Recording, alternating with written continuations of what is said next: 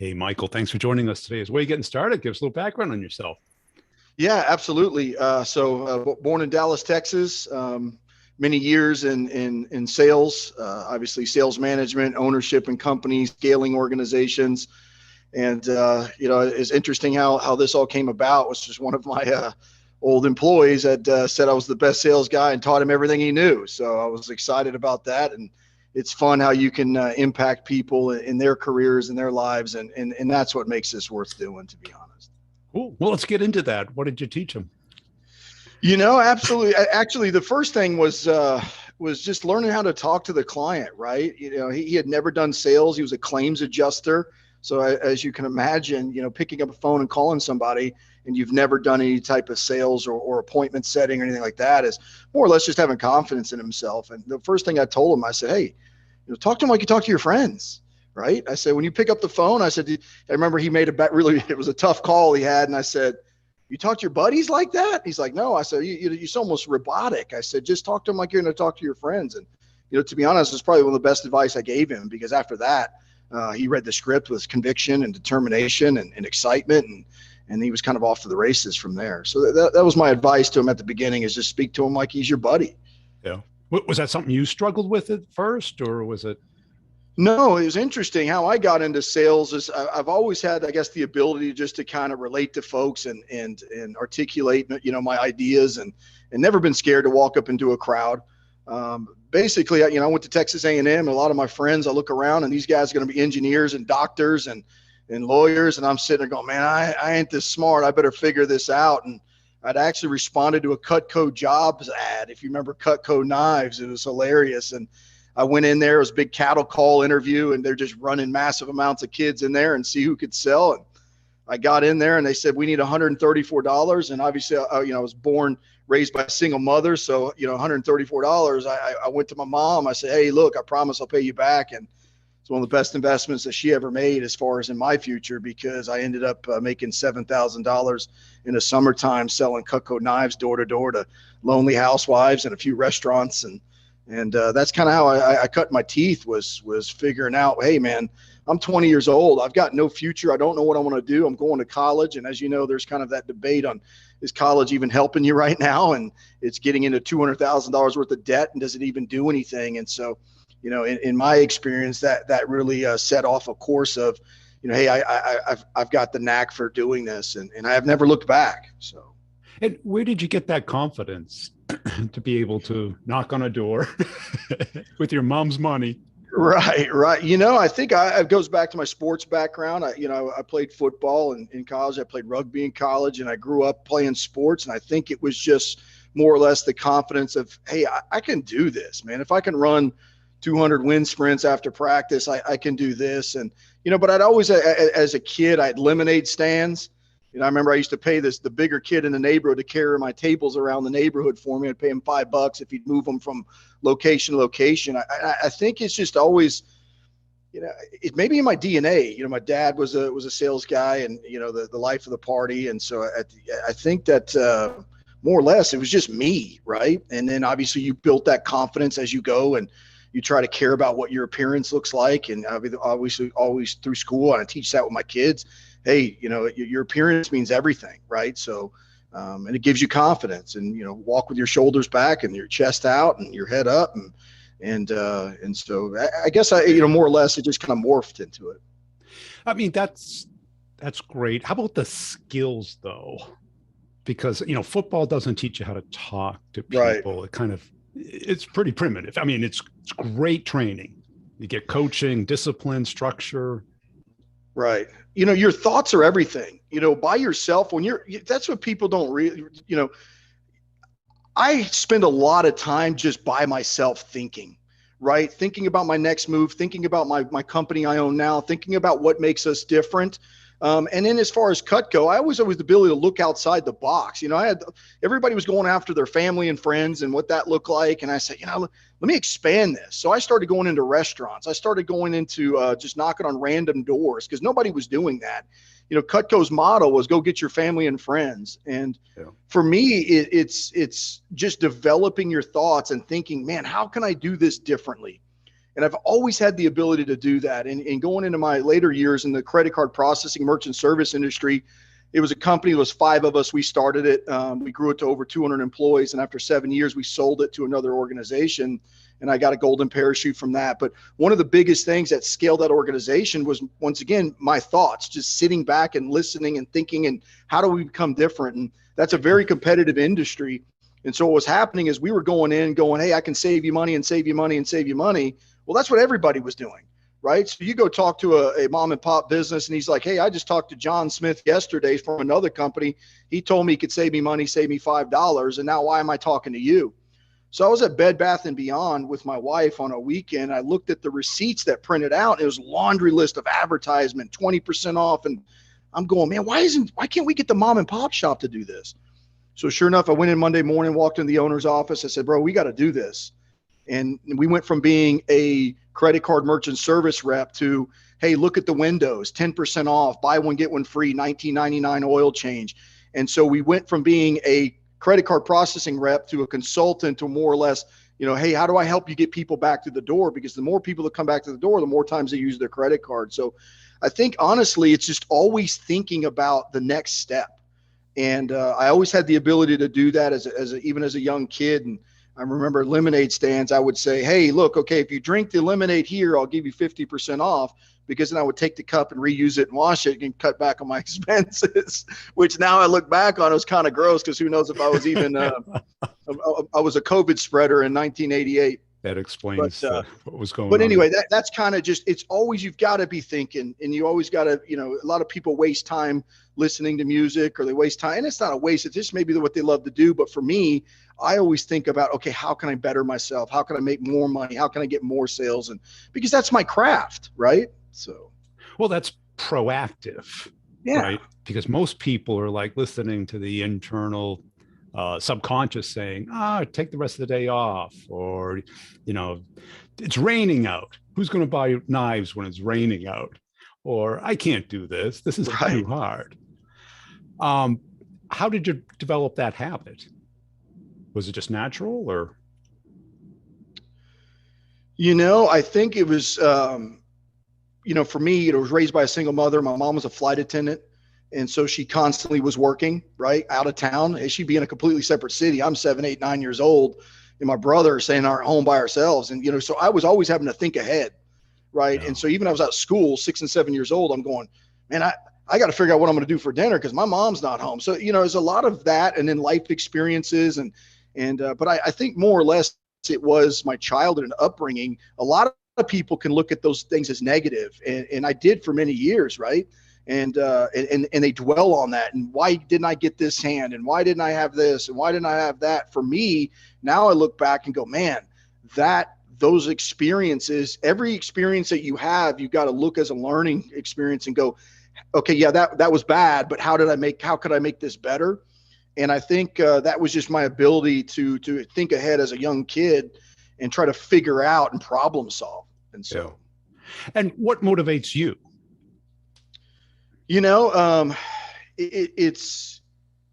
There's a lot of things, right? So obviously I got a family, 4 kids, wife, married almost 17 years. That's motivation. Failure motivates me, because, growing up, it was always people going, well, and back in the 80s, having a single parent was kind of taboo, right? Now it's everywhere and it's accepted. Back then it was like, it was like, and so for me, failure was everything, because everybody always told me, oh, she can't raise those 2 kids. She can't do this. She can't do that. And I'm sitting there going, and I kind of maybe chase that demon a little bit, where it's like, I don't want to go backwards. I've established myself. I've done very well successfully in business. I just opened a company in 2016, and I've been somewhat growing it. And now here we are, we're starting to hit another level. And it's the fear of going backwards, or the fear of people telling me they were correct. Oh, I was right. They are, failures, but more or less the money comes. If you're chasing money, then it's the wrong way to do it. I think. I mean, when you get salespeople that are money motivated, they never work, because and as you developed, how did you keep yourself getting better and better? Once again, I think private thoughts, listening to Yeah. yourself, and self-awareness, and okay, I screwed that up, and how do I not do that again? I listen to a lot of podcasts, and I just constantly try to better myself and keeping a positive attitude. I think that's another deal, which, I deal with sales reps all the time on my team now, in my company, where it's life is half empty, not half full, right? The glass. It's like, come on, man, and there's a lot of that negativity going around in your head, a lot of self-doubt. I mean, you have more conversations in your head on a daily basis, I read in an article, than you do with anybody out in public. And so you spend majority of your time, even if you're an outgoing person, the majority of your day is spent to talking to yourself, right? And so I always tell folks, it's all self-talk. It could be bad or it could be good. And so you got to determine what that conversation is going to be every single day. And if you start slipping into a negative, and this, I mean, running a business and owning a business, it ain't easy. And every day is a grind. And the emotional roller coaster is unbelievable. And I'm just now figuring this out. I've always been a part of organizations where I was the, third or fourth guy in the totem pole, and, obviously had stock options in those companies. But now I'm doing this on my own. Man, it's victories and it's failures, and it could turn on a dime. Monday's a great day, and then Tuesday stinks, and you're going, God, what's Wednesday going to look like? So self-talk is everything. So what I heard you ask yourselves particular questions. How can I do this better? How can I build this? Getting yourself out of the box of what you're doing today. Is that kind of what you do? Yeah, absolutely. Absolutely. And being ahead of competition and what that looks like. And, I named my new company Rev Tax Group. It's revolutionized because I think we're going to revolutionize this tax industry that's historically been controlled by, tax guys. And there's nothing wrong with the way they think. It's just not the way I think. It's more number motivated, to where I'm more Wolf of Wall Street type motivated. But you've always got to constantly stay ahead of the competition. You got to stay ahead of yourself. Right? You can't get complacent, because tomorrow could be another bad day, and today's going to be a good day. And so you've got to constantly have that battle with yourself. And the competitiveness. So I heard you want to prove people wrong, or you don't want to live in their frame. You want to create your own. And do looking at your competitors motivate you? If you see absolutely. Yeah, absolutely. Because I think they're doing the client a disservice. Yeah. Right. So my business is we protest people's property taxes in the state of Texas. And then we also pay their property taxes, and we lend them the money. So at the end of the year, if they can't afford to pay it, the county will seize the property. And so all my competitors, all they've done for years and years and years is just loan them the money. And so what I looked at is I saw an opportunity. Well, just because they're debtor doesn't mean they're not a consumer. Right? Just because they're in debt doesn't mean you should shame them and just pay them the money and just disappear on them. What else can you do to help them in their situation? So we started protesting their taxes as well. So we're going to loan you the money, and then I'm going to fight for you.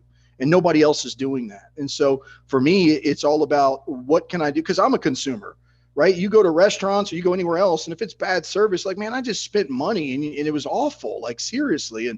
And so that's personal to me sometimes, because it drives me nuts when you go somewhere and you don't get the service that you deserve, right? So I think that for my competitors in my business, looking at it, it's like, no, I'm going to serve the client better, and therefore when I do that, I've got a client for life, and they'll never leave me. Yeah. And when I take it you hire salespeople, right? Mm-hmm. What do you look for? It's interesting because a lot of organizations will find salespeople with the big decorated resumes and everything else. I find that those guys are just they're stuck in their ways. They're kind of a pain in the neck, and they say they're going to do all these things and they never do anything. I hired a lady the other day that was a bartender. Yeah. And the reason I did that is because I worked in restaurants, all growing up as a kid, and going, man, if you can deal with drunk guys at 12 o'clock at night in a restaurant and cleaning cups and everything bartenders put up with, man, you can do this and you can make cold calls. And sure enough, she had a little bit of sales experience, not a lot, and she's doing great. And it's, once again, it's the worth ethic. You're looking for that worth ethic, because ultimately when you start doing something over and over and over, you're going to create a habit. And so whether it's making 100 calls a day, if you do that for 10, 15 days straight and you survive it, you're going to eventually get good at it, right? Because we all started somewhere.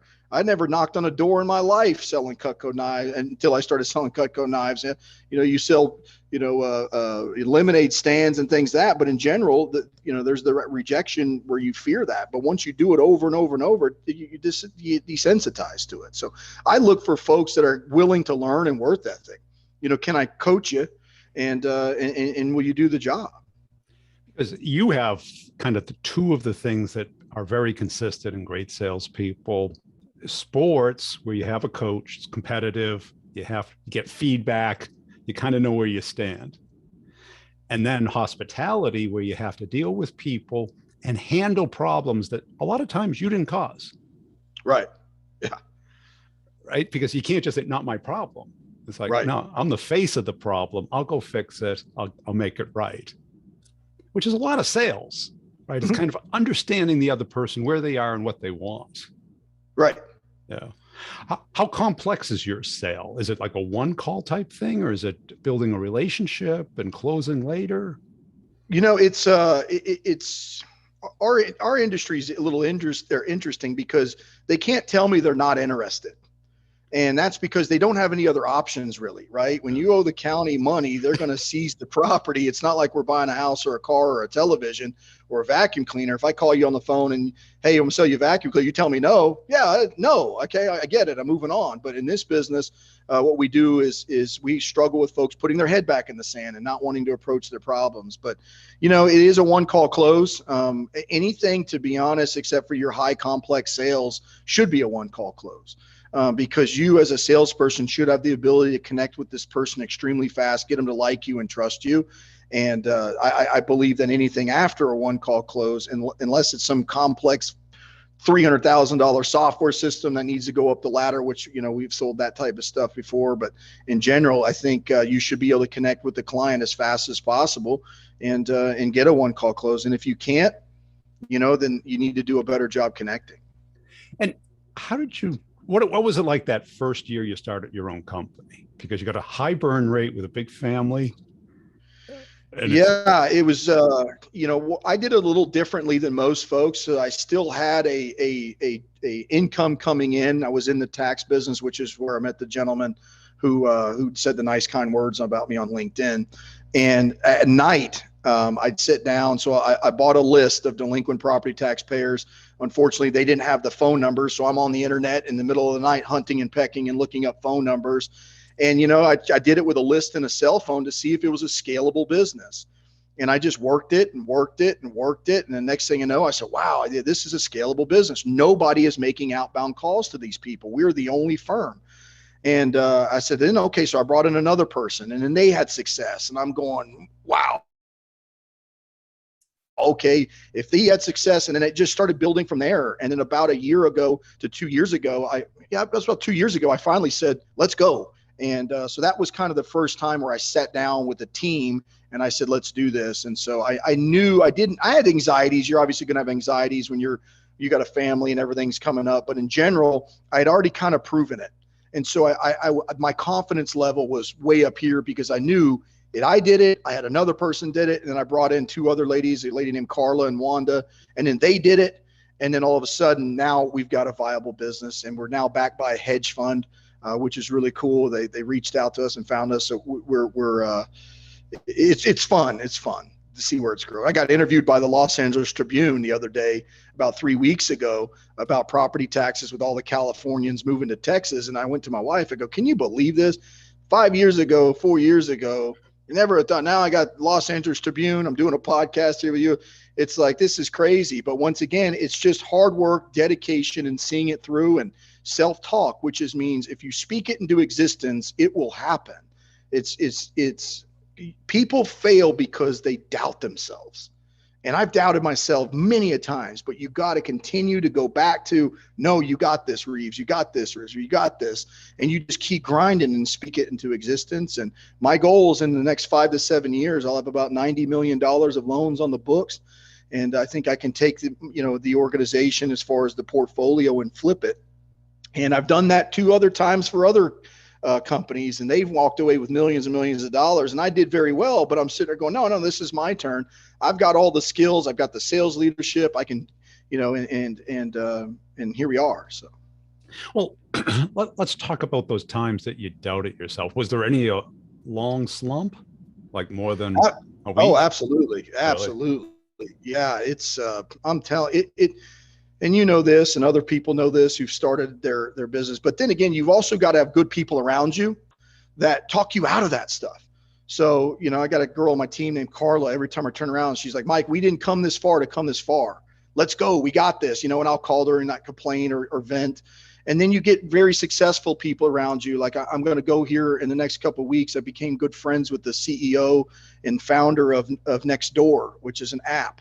Yep. And he's Social. very, very, social media, very, very wealthy individual, very, very entrepreneur, started that company at the bottom. And, we're going to sit down and we're going to talk, and you got to lean on people to continue to keep your self-talk going. Because if you're I always said at the beginning, I said, you're in your own mind, you're having those conversations, but sometimes also you've got to get those out, and you got to talk to people that have been successful, talk to people that are in the trenches with you, that are going to continue to go, Mike, let's go, Mike, let's go, Mike, let's go. Because if you don't, that week of just, I call it poopy pants, where you're down in the dumps, it's like, if you just keep going, it'll last for a month, it'll last for 3 months, and then ultimately you'll lose your company.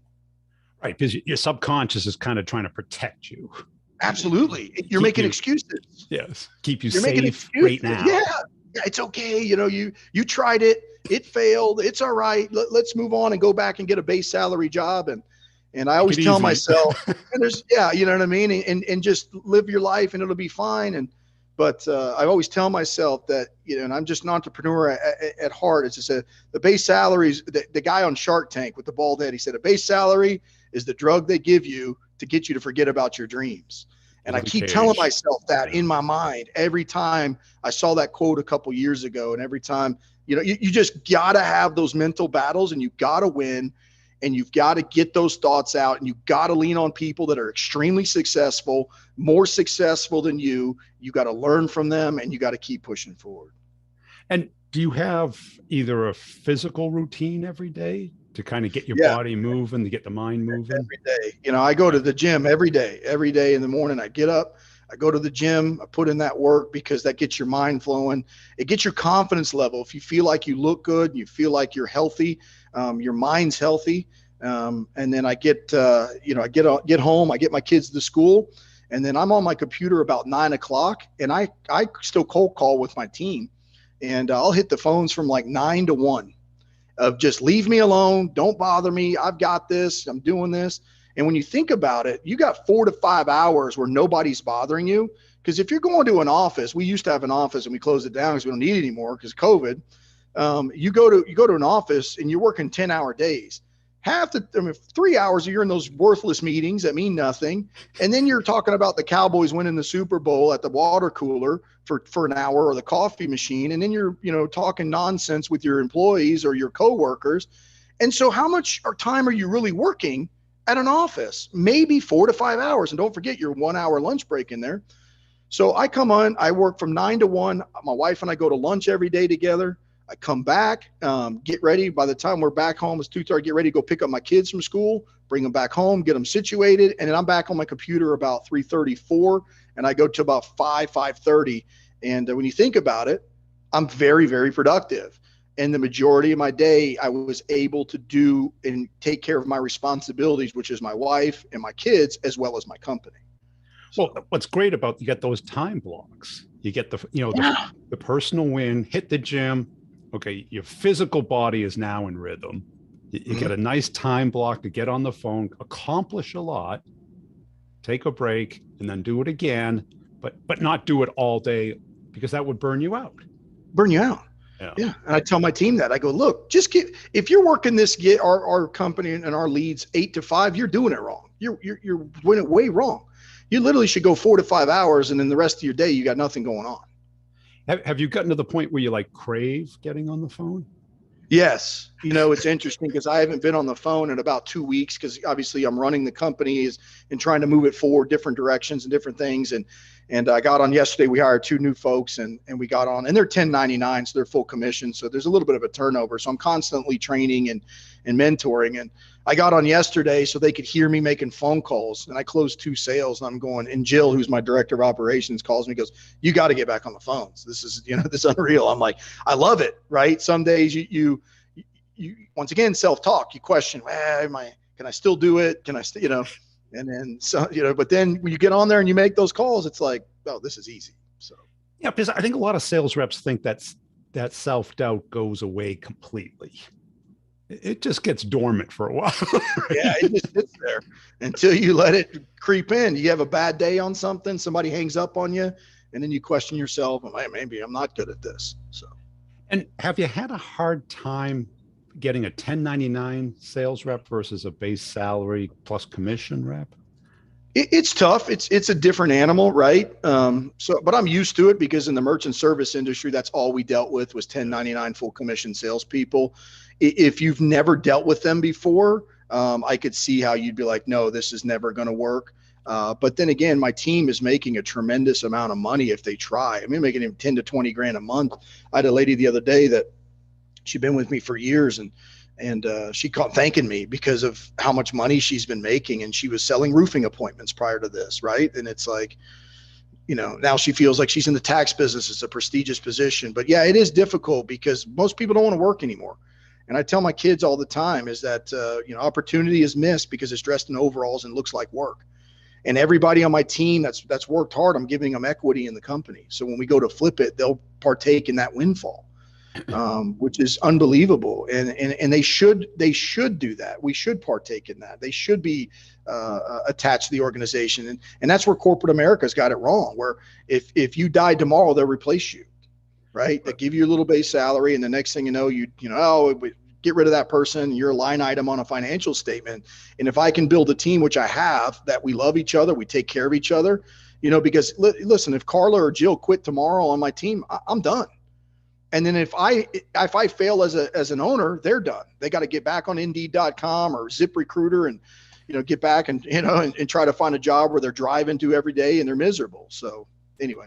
Well, I think that's it. Corporate America is making the mistake of increasing the base to control people, get people to enter the CRM in a pretty document, attend the meeting, smile and nod. But that's not increasing revenue.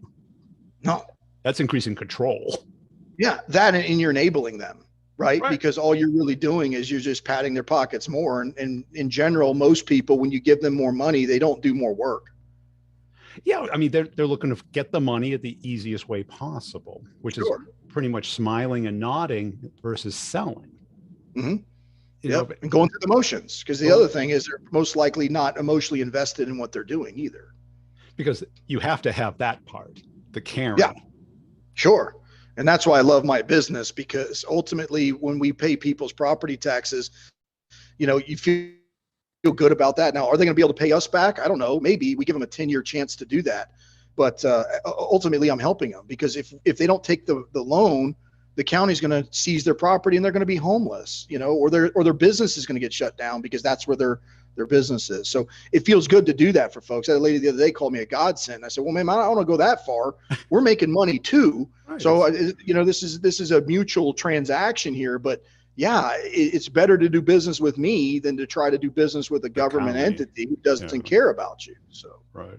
Cool. Hey, Michael, I really appreciate your time today. Where can people go to connect and follow you? Well, revtaxgroup.com is our website. And then we've got our Instagram and Facebook up on that. So it's revolutionize taxgroup.com. And then my LinkedIn profile is Michael Reeves. And you'll see us on there, I guess. Social media, I don't do much of it, but I probably should. That's my next big deal. I've done it for my son, he's 7 years old, and he's got 22,000 Instagram followers. He plays football. Wow. Yeah, it's crazy, but I've never done it for myself, and maybe I probably should. But he's kind of been my focus. Well, you might give him an offer. He could be your social manager. Yeah, maybe you need to do that. So, well, good. Thank you. I appreciate it. This was fun. Thanks for everything.